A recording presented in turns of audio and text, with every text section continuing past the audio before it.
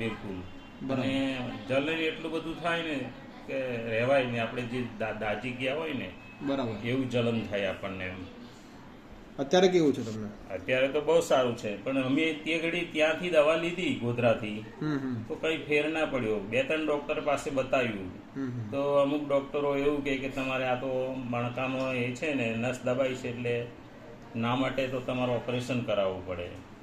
એક ડોક્ટરે એવું કીધું કે ઓપરેશન બને ત્યાં સુધી નહીં કરાવવાનું, બરાબર, કે સક્સેસ જતું નથી ઓપરેશન એમ. બરાબર, એટલે તમારે સહન જ કરવાનું એમ કીધું રહેશે એમ.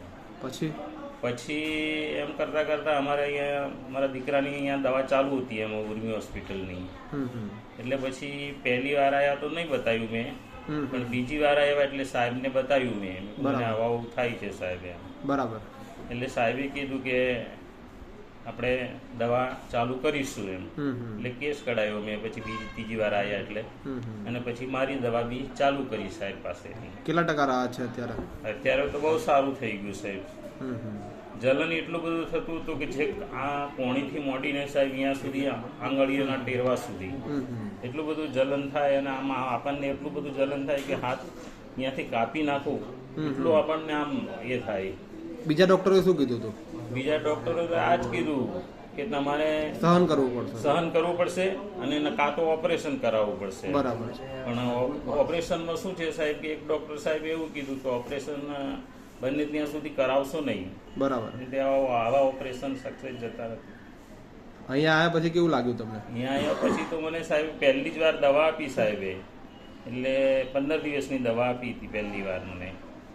તો મને 1-2 દિવસ તો થોડો આરામ નહોતો લાગ્યો, પણ પછી દવાની અસર થઈ એટલે ધીમે ધીમે આરામ થવા લાગ્યો.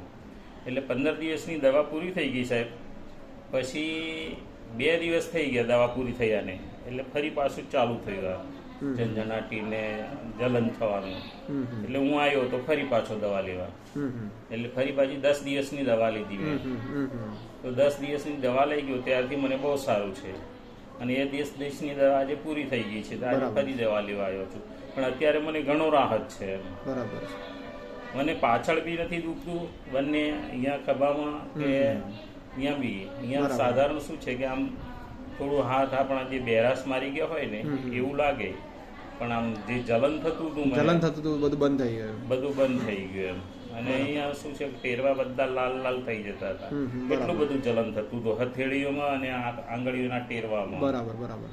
તો અત્યારે મને ઘણી બધી રાહત થઈ ગઈ છે આ દવા ચાલુ કરવાથી. બરાબર. ઉર્મી માઇન્ડ એન્ડ બ્રેન હોસ્પિટલનું એડ્રેસ તમને તમારા દીકરાએ જ આપ્યું હતું કે ભાઈ તમને? ના, એ તો મારા દીકરા, હું મારા દીકરાને લઈને આવ્યો હતો ને. બરાબર.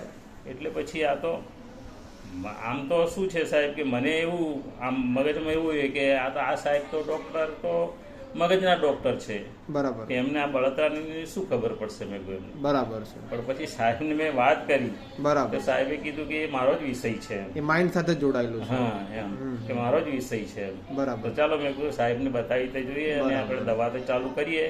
બરાબર. પછી હું ફિઝિયોથેરાપી બી 20 દિવસ મેં કરાયું સાહેબ. બરાબર. પણ 20 દિવસમાં મને કશું આરામ જ ના થયો. આ જલન તો મારું ચાલુ જ રહ્યું. બરાબર છે.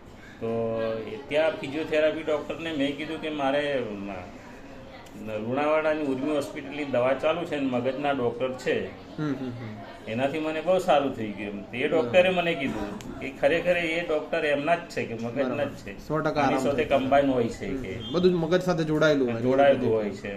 એટલે મને પછી વિશ્વાસ બેસી ગયો કે ના બરાબર છે. અત્યારે સારું છે? અત્યારે ઘણું સારું છે સાહેબ. બરાબર. બિલકુલ સારું છે મને. ઓકે.